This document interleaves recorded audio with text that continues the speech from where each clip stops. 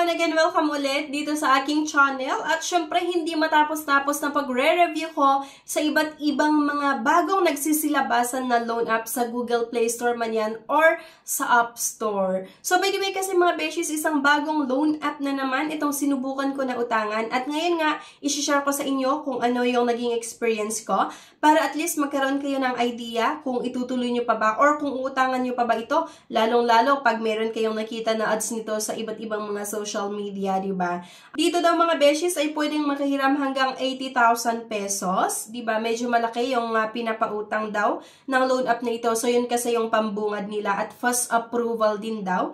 Pero bago ang lahat mga beshies, may good news nga po ako sa inyo. Kasi bawat video na ina-upload ko nga ay nagpapag-giveaways po ko hanggang 10,000 pesos. So ang kailangan nyo lang gawin mga beshies ay i-comment kung ano yung napanood mo. So mamimili po ako via YouTube comment picker kung sino yung mabibigyan natin sa ating pa-cash giveaways. Maaaring magbigay po ako ng 1,000 pesos, 500, 200, or 100 pesos.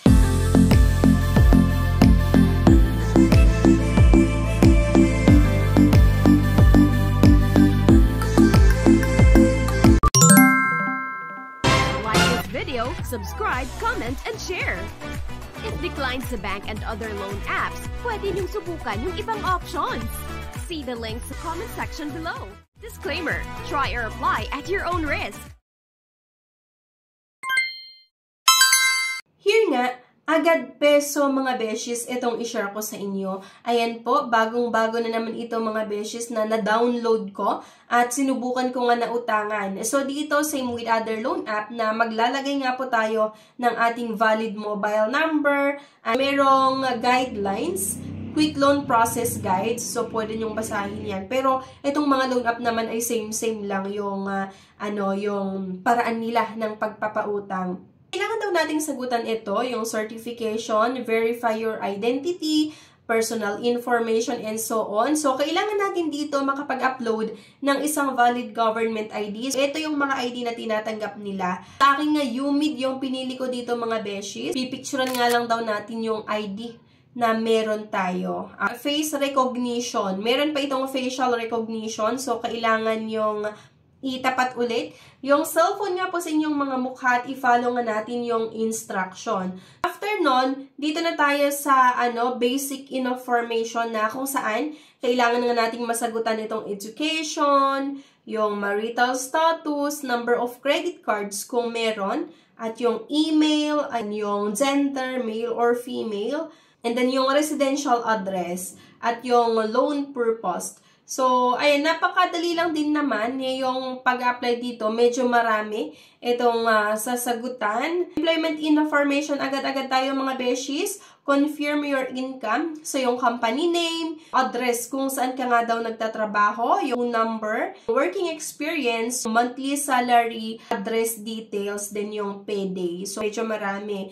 Pero sinubukan ko pa rin talaga na utangan. After nung work information, dito nga tayo sa personal references. So, kailangan yung ilagay dito mga beshies yung mga kakilala nyo at yung contact number nila at kung ano yung relation nyo doon nga sa nilagay nyo na personal references. Details of payment. So, ito daw yung pwede sa GCash.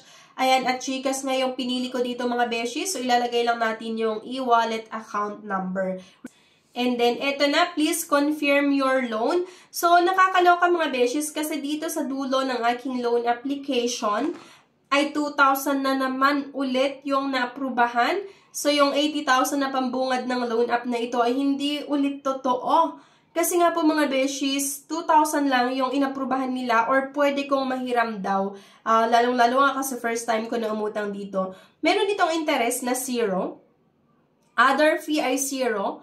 Kaya lang mga beshies, bumawi naman sila sa service fee na 800 pesos.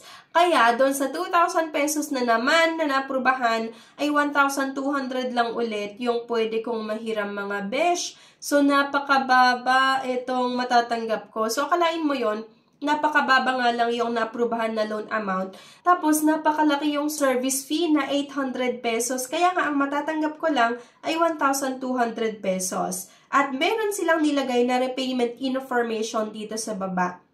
na kung saan, first payment ko daw ay sa January 14, 2025. Second payment ko ay sa May 9, 2025. Kaya lang mga beshies, di ba, parang mahaba yung loan terms kasi akalain mo, January, February, March, April, May, halos na sa 4 to 5 months yung loan terms na in-offer dito. Kaya lang kasi sa first payment ko mga beshies, which is within 7 days lang, ay magbabayad po ako ng 1,980 pesos. At ang babayaran ko lang sa May 9, 2025 ay 20 pesos.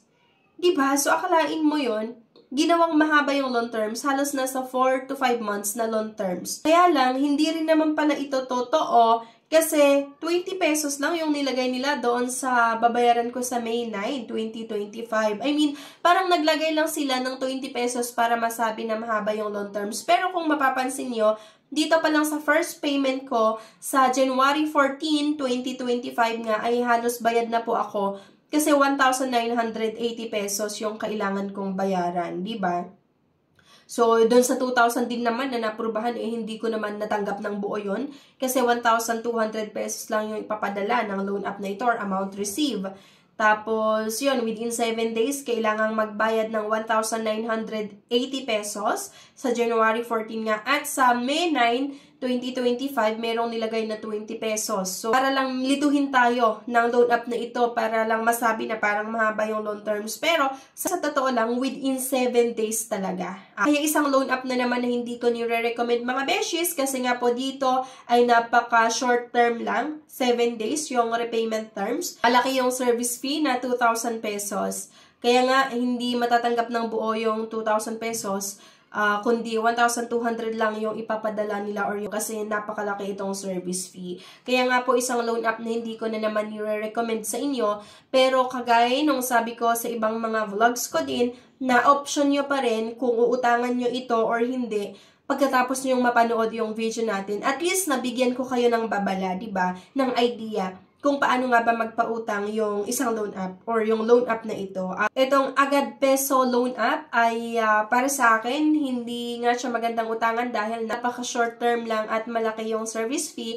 Pero, ayun nga, nasa sa inyo pa rin yung decision. Okay? So, ayun lang mga beshies. Ano sa tingin nyo? Okay ba sa inyo itong Agad Peso utangan or hindi? Sana i-comment nyo po yan. Kung sakali meron kayong na-experience dito, halimbawa na purubahan yung loan application nyo, tapos due date nyo na, or nag-post due yung loan application nyo, kung sakali na meron kayong na-experience, it's a collector ng loan app na ito, sana po i-comment nyo po yan, maganda man yan or hindi, para mabigyan nga natin ng babala yung mga iba na nagbabalak palang sumubok na umutang nga sa loan app na ito. Ang mga beshies, anyway, thank you for watching. Please don't forget to click the subscribe button. Sana i-like nyo din po yung video at huwag nyo kalimutan na i-share. Thank you at see you sa aking next vlog. Bye-bye!